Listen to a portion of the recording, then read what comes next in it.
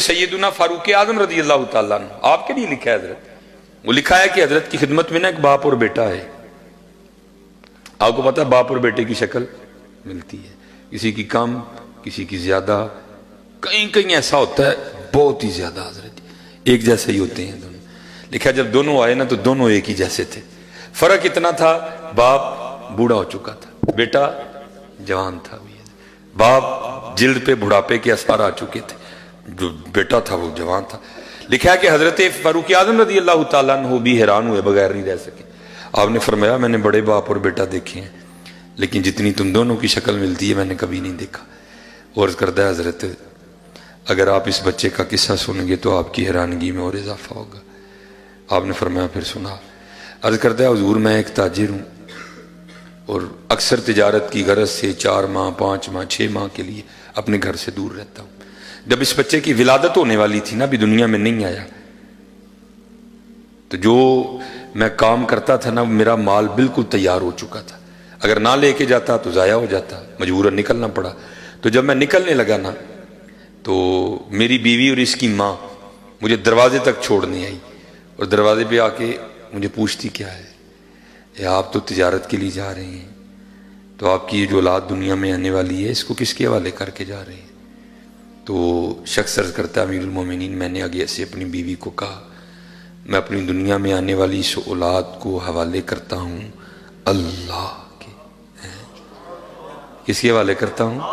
اللہ. کس کے حوالے کرتا ہوں؟ اللہ کے. عرض کرتا امیر المومنین میں چلا گیا. 5-6 ماہ لگ گئے واپس آتے آتے.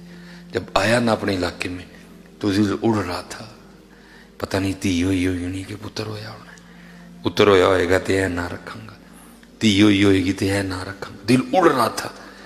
لیکن عرض کرتا امیر المومنین جب گھر آیا نا تو آ کے کیا دیکھتا ہوں گھر کو تالا لگا. میں کہا بیوی میری کدھر گئی؟ میں نے ہمسائے کے دروازے پہ دستک دی اور پوچھا میری بیوی کدھر ہے؟ وہ آگے سے کہتا ہے بھائی بات یہ ہے کہ جب بچے کی ولادت کا وقت قریب آیا نا تو تیری بیوی درد ذہ کی شدت کو برداشت نہیں کر سکی، تو اس درد کی وجہ سے اس کا انتقال ہو گیا. تو پھر بچے کی ولادت نہیں ہوئی تو ہم نے تمہاری بیوی کو فلاں قبرستان میں دفنا دیا. ایک شخص ساتھ گیا، اس نے قبر کی نشاندہی کی، میں نے تلاوت قرآن کریم کی، اپنی بیوی کی بخشش و مغفرت کے لیے دعا کی.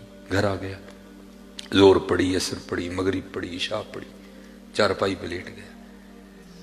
میرے دل کے اندر یہ خواہش پیدا ہوئی کہ میں پھر بیوی کی قبر پہ جاؤں اور جا کے نہ پھر میں قرآن پڑھوں، اس کے لیے دعا کروں.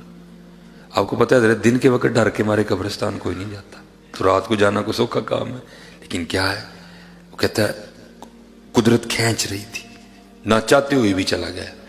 جب اپنی بیوی کی قبر پہ پہنچا نا تو جا کے کیا دیکھتا ہوں، بیوی کی قبر سے شعلہ روشن ہے، آگ نکل رہی. میں بڑا گھبرایا، یہ تو بڑی سوم و صلات کی پابند تھی، باحیا خاتون تھی، میری بڑی تابعہ دار تھی، ذاکرہ تھی، عابدہ تھی، صالحہ خاتون تھی، اس کی قبر میں کیوں آگ لگ گئی؟ حضرت اب تو ہم قبر دوسرے انداز سے ہوتے ہیں، پہلے قبر ہی ہوتی تھی سامی، ٹھیک ہے جی، قبر پھر اندر جا کے سائڈ کو پھر آگے کا گڑا، اس میں پھر میت کو رکھا جاتا تھا.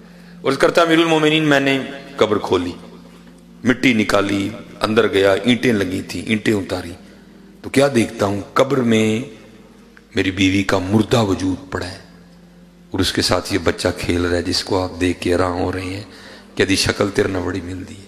میں بھی بڑا حیران ہوا، یہ کیا ہے؟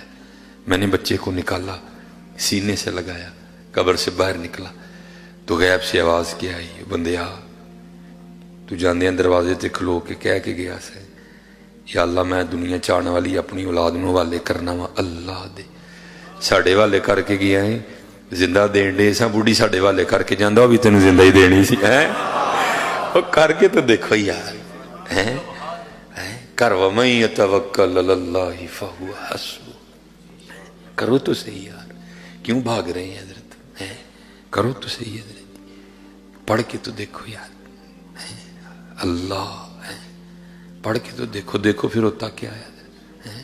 بڑا زور ہے حضرت اس نام میں اللہ.